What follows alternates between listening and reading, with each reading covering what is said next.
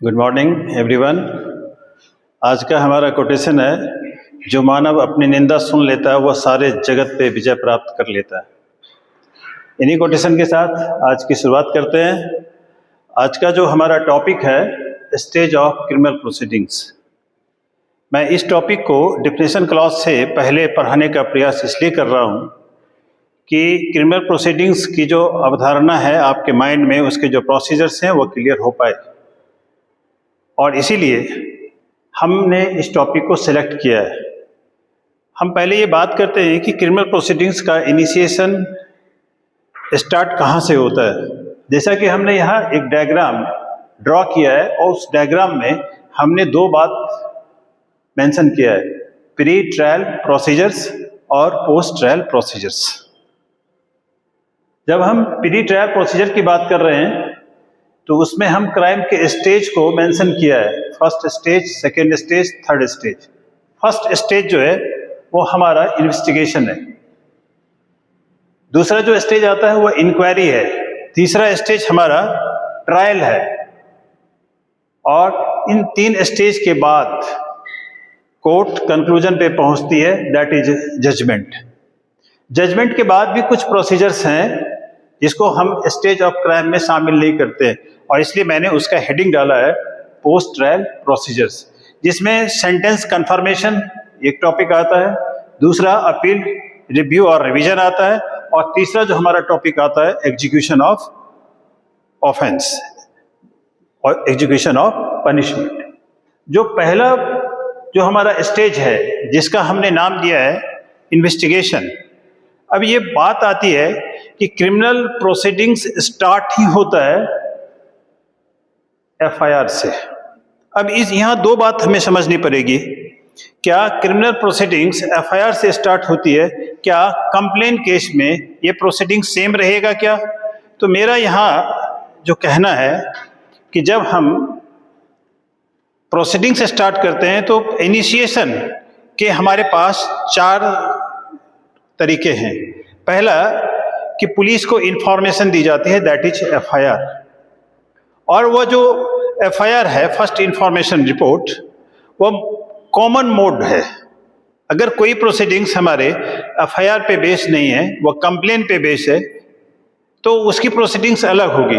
हम जनरली आज के टॉपिक में जो बात करने के लिए जा रहे हैं, हम बात करने के लिए जा रहे हैं कि proceedings on the basis of FIR की बात करेंगे। हालांकि क्रिमिनल प्रोसीडिंग्स स्टार्ट होने के चार तरीके हैं। पहला जो तरीका है गिविंग इंफॉर्मेशन, जैसे मैंने कहा था एफआईआर, जो सेक्शन 173 से 183 बीएनएसएस में कवर हो रहा है। दूसरा है कि on the basis of police report, police report जो है, पुलिस जो है टेकिंग श्यो मोटिव, अगर किसी बात को नोटिस लेता है, और नोटिस में कैसे लेता है तो उसके तरीके हैं। जैसे पुलिस की जो इंटेलिजेंस एजेंसी है, किसी कॉग्निजेबल ऑफेंस का अगर वह रिपोर्ट करती है। दूसरा जो है पुलिस इंफॉर्मेशन, जो है पुलिस को इंफॉर्मेशन मिल रहा है पेट्रोल पुलिस के द्वारा, जैसे हम सेक्शन देखते हैं 112 नंबर डायल करके।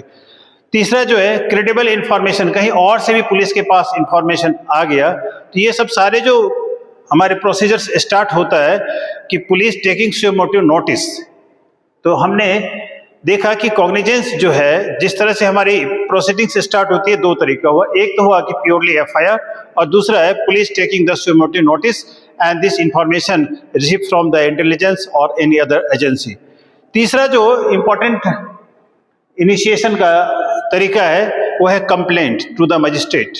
जब कंप्लेंट की हम बात करते हैं तो सेक्शन 210 से लेकर के 212 तक बात की गई है, जिसमें कंप्लेनेंट जो है वो कंप्लेन फाइल करता है मजिस्ट्रेट के पास।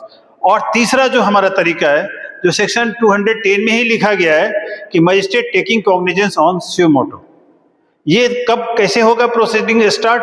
तो ये स्टार्ट होगा जैसे ऑफेंस कमिट हो गया in the presence of the magistrate, या behaviour contempt of the accuse के आधार पे भी यह प्रोसीडिंग्स आगे बढ़ सकती है। तो ये हमारे चार स्टेज हैं, चार तरीके हैं कि जो कॉग्निजेंस लिया जा सकता है। पुलिस जो है इनिशिएशन, क्राइम की प्रोसीडिंग्स को इनिशिएट करती है इन चार तरीके से। अब ये सवाल आता है कि क्या सीआरपीसी में जो ये तरीके थे और जो बीएनएस में जो तरीके हैं, क्या दोनों में चेंजेज है? तो मेरा ये कहना है कि दोनों में कोई चेंजेस नहीं है। बेसिकली आज के बीएनएस ने उसको और क्लियरफाई किया है, और उसको, क्योंकि आज के डे में video conferencing, electronic modes, digital जो मीडिया है, उसके थ्रू भी प्रोसीजर्स को आगे बढ़ाया गया है। जैसे हम बात करते हैं ट्रायल का प्रोसीजर्स, हम बात करते हैं इंक्वायरी का, इन्वेस्टिगेशन का, या एडजुडिकेशन ऑफ द कोर्ट की अगर हम बात करते हैं, तो ये जितने भी क्रिमिनल प्रोसीडिंग्स के हमारे स्टेजेज हैं, उसमें तरीके जो है पहले से ज़्यादा ही फास्ट हो चुका है इलेक्ट्रॉनिक मीडिया के आने के बाद, इलेक्ट्रॉनिक मीन्स को कंसीडर करने के बाद। अब इसकी ज़रूरत क्यों थी?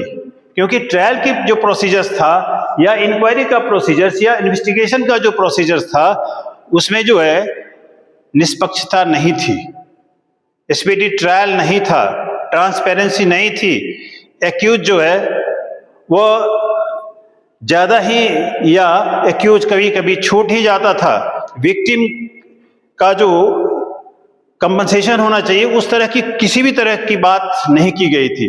लेकिन बीएनएसएस आने के बाद ये सब सारे प्रोसीजर्स हमारे फास्ट हो गए, और इसीलिए जब ये प्रोसीजर फास्ट हो गए तो हमें सीआरपीसी के बदले में कोई न कोई एक एक्ट लाना चाहिए था, और इसीलिए बीएनएसएस को जो है इंडिया में इम्प्लीमेंट किया गया, इनकॉर्पोरेट किया गया। तो जैसा कि मैं ये कह रहा था कि अगर कंप्लेन केस होता है तो हमारी प्रोसीडिंग्स दो ही बात पे डिपेंड होगी, इन्वेस्टिगेशन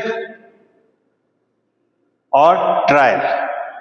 और अगर एफआईआर की बात करते हैं तो यहाँ जो क्राइम के 3 स्टेज हैं, पहला स्टेज जैसे इन्वेस्टिगेशन, वो भी कंसीडर होगा, इंक्वायरी भी होगा, और ट्रायल की प्रक्रिया भी होगी। इसलिए हम इस 3 पे आज बात करने वाले हैं। हम जैसे कि एफआईआर की बात कर रहे हैं, तो एफआईआर बीएनएसएस का सेक्शन नंबर 173 में है, और वहां एफआईआर आप इलेक्ट्रॉनिक मोड में भी कर सकते हैं। इतना ही नहीं, जीरो एफआईआर का कंसेप्ट बीएनएसएस के सेक्शन नंबर 175 में दिया गया है। अगर हम अर्लियर सीआरपीसी की बात करते हैं तो ये एफआईआर का कंसेप्ट सेक्शन नंबर 154 में था। और जब हम एफआईआर के बारे में पढ़ते हैं तो उसमें क्या क्या लिखा होता है कि any information relating to the cognizable offence given orally और in writing must be recorded. और बीएनएसएस की अगर बात करें तो बीएनएसएस में इलेक्ट्रॉनिक एफआईआर हमने ऑलरेडी कहा है, हमने आपको कहा है कि इलेक्ट्रॉनिक सिग्नेचर, हमने आपको कहा है जीरो एफआईआर, ये सब सारे रिलेवेंट केसेस थे। अब मैंने यहाँ इन्वेस्टिगेशन में एक दूसरी पॉइंट मैंने लिखा है, प्रीलिमिनरी इंक्वायरी। क्या एफआईआर होने के बाद प्रीलिमिनरी इंक्वायरी जरूरी है क्या? अगर जरूरी है तो बीएनएसएस के किसी न किसी पार्टिकुलर सेक्शन में ये बातें लिखी गई होगी। तो मैं आपको कंफर्म कर दूं कि बीएनएसएस के किसी भी सेक्शन में नहीं है। यह ललिता कुमारी केस लॉ का डिसीजन था, जिसमें सुप्रीम कोर्ट ने गाइडलाइंस दिया कि मैट्रिमोनियल डिस्प्यूट है, या कमर्शियल डिस्प्यूट है, या साइबर से रिलेटिंग अपराध है, उसमें प्रीलिमिनरी इंक्वायरी जो है जरूरी है। इट मीन्स ललिता कुमारी का जो केस लॉ था against the government of UP 2013, उसमें इस बात को सेट असाइड किया गया। और जीरो एफआईआर का जो कंसेप्ट है वह Kriti Vashishtha versus state of UP 2021 में ये लाया था कंसेप्ट, जिसको बीएनएसएस में इनकॉर्पोरेट किया गया। तो हमने आपसे 2 पॉइंट डिस्कस किए, एफआईआर और प्रीलिमिनरी इंक्वायरी। प्रीलिमिनरी इंक्वायरी के बाद हम बात करते हैं स्टेटमेंट ऑफ विटनेस, या हम ये कह दें स्टेटमेंट ऑफ विटनेस की बात करें तो examination of witness by the police. और examination of witness by police की अगर बात हो रही थी, इसका मतलब बीएनएसएस का सेक्शन नंबर 180 आपको पढ़ना होगा। और अगर हम इसकी सीआरपीसी से कंपेयर करें तो हम लोग खूब जानते हैं सेक्शन 161 का बयान। तो जो पुराना बीएनएसएस, पुराना सीआरपीसी में सेक्शन 161 का बयान था, वह आज बीएनएसएस में सेक्शन 180 में मेंशन किया गया है। इतना ही नहीं, recording of statement before the magistrate, क्योंकि मैं स्टेटमेंट ऑफ विटनेस की बात कर रहा हूं, इसकी रिकॉर्डिंग बीएनएसएस का सेक्शन नंबर 183 में होता था, जो सीआरपीसी का सेक्शन नंबर 164 कहलाता था, कन्फेशन बिफोर द मजिस्ट्रेट। आज के डे में देखा जाए, क्योंकि मैं तीसरे पॉइंट स्टेटमेंट ऑफ विटनेस की बात कर रहा हूं, जिसमें audio video recording is mandatory in many stages, और now it is constituted in section number 105 of BNSS. It is a mandatory, compulsory. और इसी में जब प्रीलिमिनरी इंक्वायरी हो जाएगी, स्टेटमेंट ऑफ विटनेस का हो जाएगा, तो यहां एक मेजर काम यह हो सकता है कि एक्यूज को हो सकता है कि कॉग्निजेबल ऑफेंस है, सीरियस नेचर है, तो अरेस्ट करना पड़े। तो अरेस्ट के लिए आज के डे में आप सेक्शन नंबर 35 से लेकर के 62 बीएनएसएस को पढ़ते हैं, और उसमें अरेस्ट के प्रोसीजर्स दिए गए हैं। और उसमें एक प्रोसीजर ये भी है कि audio video recording is mandatory at the time of the arrest, कि अरेस्ट कैसे किया गया। अगर हम गाइडलाइंस की बात करें, तो अरेस्ट का जो गाइडलाइंस है, जिसमें अरनेश कुमार का जो केस वेरी इंपॉर्टेंट है, और उस केस लॉ में कहा गया है कि avoid the unnecessary means of the arrest. Arrest को इतना कॉम्प्लिकेटेड या हैंडकपिंग या शो करने की आवश्यकता नहीं है। उसी तरह से जोगिंदर सिंह के भी केस लॉ में, Joginder Singh versus state of UP का अगर केस लॉ कहे, तो arrest need not be in the routine manner. Arrest को रूटीन मैनर में करने की आवश्यकता नहीं है, कि as and when they required, if the police feel needs, they can do the arrest. उसी तरह से डीके बासु का भी केस में कहा कि अगर अरेस्ट करते हैं तो उसके लिए मैंडेटरी गाइडलाइंस डीके बासु के केस में दिया गया। और उसके बाद अगर बात करते हैं, तो अरनेश कुमार के केस में जो कहा गया कि अरेस्ट करने से पहले, जैसे सीआरपीसी के सेक्शन नंबर 41 बी में प्रोविजंस था कि नोटिस देना मैंडेटरी है, और वह नोटिस के बाद ही आप अरेस्ट कर सकते हैं। ये सब सारे गाइडलाइंस था relating to statement of witness और एविडेंस। और उसके बाद जो है पुलिस ये सब सारे काम करने के बाद रिपोर्ट तैयार करेगी, इन्वेस्टिगेशन का रिपोर्ट, जिसको हम आम बोलचाल की भाषा में बोलते हैं चार्जशीट। और चार्जशीट के लिए आपको बीएनएसएस का सेक्शन नंबर 193 को कंपेयर करना होगा सीआरपीसी का सेक्शन 173 के साथ में। तो चार्जशीट सबमिट जब होती है, तब ये मजिस्ट्रेट सोचता है कि मैं अब इस पे जो है फर्दर आदेश करूं या ना करूं, ऑफेंस हुआ या नहीं हुआ, मैं इस पे आदेश करूं या ना करूं। उस मैटर को बोलते हैं कॉग्निजेंस। मतलब पुलिस के चार्जशीट या पुलिस रिपोर्ट सबमिट होने के बाद जो प्रोसीजर्स मजिस्ट्रेट ऑप्ट करता है, किसी भी ऑफेंस को रिकॉग्नाइज करता है और वह आदेश देता है, आदेश क्या इशू प्रोसेस करता है, मतलब सम्मन और वारंट इशू करता है, वह पॉइंट कहलाता है कॉग्निजेंस। तो हम बात अब कर रहे हैं inquiry, that is second stage की मैं बात कर रहा हूं। और अगर देखा जाए तो पुलिस रिपोर्ट जो है फर्स्ट स्टेज का लास्ट पॉइंट है। इसका मतलब police report submit, chargesheet submit, that means investigation is over. और फिर जैसे ही मजिस्ट्रेट आदेश दिया, सम्मन और वारंट इशू किया, इसका मतलब सेकेंड स्टेज स्टार्ट हो गया, that means inquiry will begins. जब इंक्वायरी स्टार्ट होता है, जब इंक्वायरी स्टार्ट होता है तो कॉग्निजेबल ऑफेंस के लिए मजिस्ट्रेट क्या करे, कॉग्निजेंस लेता है। तो कैसे ले सकता है? तो on the basis of police report ले सकता है, या कंप्लेन के आधार पर ले सकता है, या सो मोटिव मजिस्ट्रेट ले सकता है कॉग्निजेंस। सुनील भारती का एक केस है जिसमें कहा magistrate must record the reason before the summoning of accuse. अगर किसी व्यक्ति को सम्मन अगर करता है मजिस्ट्रेट, तो उसके रीजन को रिकॉर्ड करेगा। मजिस्ट्रेट ये भी हो सकता है कि फर्दर इन्वेस्टिगेशन का भी ऑर्डर दे सकता है। इस बात को डिसाइड किया गया था अभिनंदन झा वर्सेस दिनेश मिश्रा के केस में 1967 में। फिर मैंने जैसा कि कहा था कि इशू ऑफ प्रोसेस में मजिस्ट्रेट और क्या क्या काम करेगी, तो इलेक्ट्रॉनिक सम्मन इशू कर सकता है, परमिट कर सकता है। तो इशू प्रोसेस जो हम सेक्शन 63 से 83 बीएनएसएस में देखते हैं, जिसमें बेसिकली सम्मन और वारंट की बात की गई है। आज के डे में इलेक्ट्रॉनिक सम्मन कौन बीएनएसएस में न्यूली परमिट किया गया है, डिजिटल एक्नॉलेजमेंट को परमिट किया गया है। एक केस है Pepsi food company versus special judicial magistrate 1998, summoning is a serious matter, reason must be recorded.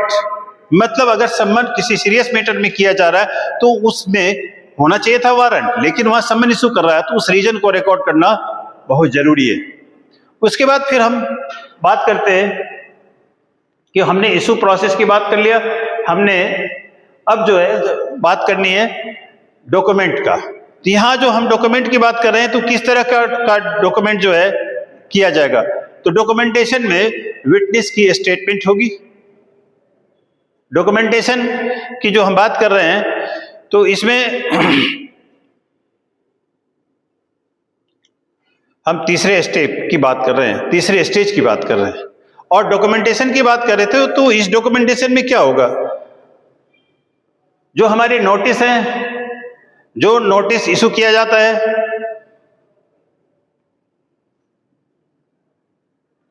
और उस नोटिस से रिलेटिंग जो सर्टेन अपोजिट पार्टी को जो नोटिस की कॉपी या सम्मन की कॉपी या अदर जो रिलेवेंट एस्पेक्ट है जो दूसरे पार्टी को सप्लाई करने की जरूरत है, वो सब सारे मैटर आ जाता है डॉक्यूमेंटेशन में। और फिर उसके बाद जो है चार्ज फ्रेम किया जाता है।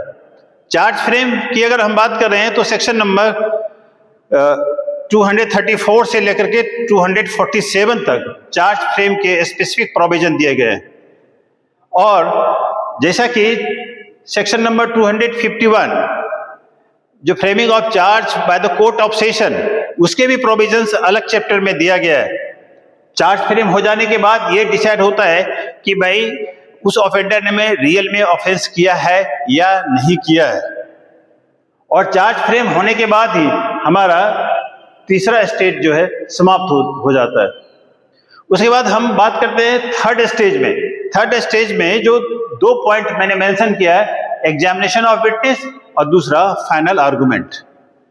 एग्जामिनेशन ऑफ विटनेस की अगर हम बात कर रहे हैं तो यहाँ एग्जामिनेशन प्रोसिक्यूशन का भी होगा और यहाँ एग्जामिनेशन जो है डिफेंस का भी होगा। प्रोसिक्यूशन का अगर एग्जामिनेशन होगा उसके लिए बीएनएसएस में सेक्शन नंबर 265 और सेक्शन नंबर 267 को लिखा गया है। और अगर हम डिफेंस के एग्जामिनेशन की बात कर रहे हैं तो बीएनएसएस में सेक्शन नंबर 266 और सेक्शन नंबर 270 लिखे गए हैं। और इस दोनों का एविडेंस होने के बाद आता है final argument, that is judgement, जो सेक्शन नंबर 392 से लेकर के 406 में लिखे गए हैं। इसके बाद हमने जो बातें कर ली, इन्वेस्टिगेशन, इंक्वायरी और ट्रायल, ये सब सारी बातें जो है स्टेज 1 में इन्वेस्टिगेशन और इंक्वायरी ये प्री ट्रायल प्रोसीजर्स है। और फिर ट्रायल का प्रोसीजर्स एग्जामिनेशन ऑफ विटनेस और जजमेंट है। फिर उसके बाद जो लास्ट हमारा टॉपिक आ जाता है पोस्ट ट्रायल प्रोसीजर्स क्या होगा। तो जब हम पोस्ट ट्रायल प्रोसीजर की बात कर रहे हैं तो उसमें सेंटेंस की बात होगी, उसमें अपील, रिवीजन, रेफरेंस की बात होगी और एग्जीक्यूशन की बात होगी। अगर किसी भी ऑफेंडर को sentence like a death sentence दिया गया तो उसकी कंफर्मेशन होनी जरूरी है। इस बात को सेक्शन नंबर 407 में लिखा गया है। और कंफर्मेशन ऑफ डेथ सेंटेंस के लिए कंप्लीटली 407 से लेकर के 412 तक के सेक्शंस लिखे गए। सेंटेंस होने के बाद बात आ जाती है अपील की। अपील सेक्शन नंबर 413 से लेकर के सेक्शन नंबर 435, मतलब 413 से 435 तक का जो सेक्शन है वो अपील पे बेस है। जनरली 3 तरह का अपील देखने को मिलता है। अपील अगेंस्ट द कन्विक्शन जो 415 में मेंशन है, अपील अगेंस्ट एक्यूटल 419 और अपील फॉर सेंटेंस सेक्शन 418। और इसकी अपील जो है 60 दिन के भीतर करनी मैंडेटरी है, ऐसा प्रोसीजर्स लिखे गए। उसके बाद सेकेंड हमारा पॉइंट आता है रिवीजन। रिवीजन सेक्शन 436 से लेकर के सेक्शन 439 तक रिवीजन के प्रोसीजर्स को बताया गया। रिवीजन का जो मुख्य कारण है, मेन जो पॉइंट्स है, वो रिवीजन होता क्यों है। तो generally error appear in the face of the record, maybe the newly evidence discovered or any other sufficient reason is the main source of references. अगर ये तीनों कंडीशंस फुलफिल होता है तो रिवीजन की प्रोसेस जो है आगे बढ़ सकती है। अब रिवीजन के लिए कोई स्पेसिफिक टाइम पीरियड नहीं दिया गया है। उसी तरह से रेफरेंस की अगर हम बात करें, रेफरेंस की बात करें तो रेफरेंस सेक्शन 440 से 445 में लिखा गया है। रेफरेंस का जो मेन रीजन है एरर इन अ लॉ और procedures, error may be of the facts और एक्सेसिव और इनएडिक्वेट सेंटेंसेस अगर दिया गया तो इसके लिए रिवीजन फाइल हो सकता है। और लास्ट में हम बात करने वाले हैं एग्जीक्यूशन का। तो एग्जीक्यूशन ऑफ सेंटेंस सेक्शन 453 से लेकर के 477, मतलब जब पार्टी जजमेंट से सेटिस्फाई हो जाता है तो एग्जीक्यूशन का एप्लीकेशन लगाता है। और मोड ऑफ एग्जीक्यूशन जो है वो हो सकता है डेथ सेंटेंस के रूप में, जो सेक्शन 453 से लेकर के 456 तक है। दूसरा इम्प्रिजनमेंट सेक्शन 457 से लेकर के 460 तक इन बीएनएस में। और फाइन का जो प्रोसीजर्स है वो बीएनएसएस में सेक्शन 461 से लेकर के 464 तक है। फिर जो काम आता है वो आता है सेंटेंस का आइदर सस्पेंशन, रिमिशन और कम्यूटेशन, जिसमें 3 तरह के डॉक्यूमेंट्स फाइल किए जाते हैं, जैसे mercy petition of the death sentence section number 472, और दूसरा जो है power to suspend to remit the sentence section 473, और last power to commute sentence section 474। ये हमारे 3 एग्जीक्यूशन के टाइप्स हैं। तो मैंने जो आपसे डिस्कस किया investigation, that is a first stage, और दूसरा जो है हमने सेकेंड स्टेज में इंक्वायरी डिस्कस किया, और थर्ड स्टेज में आपसे ट्रायल मैंने डिस्कस किया। और इस 3 स्टेज के बाद पोस्ट ट्रायल प्रोसीजर्स पे भी हमने पूरी डिस्कशन कर ली है।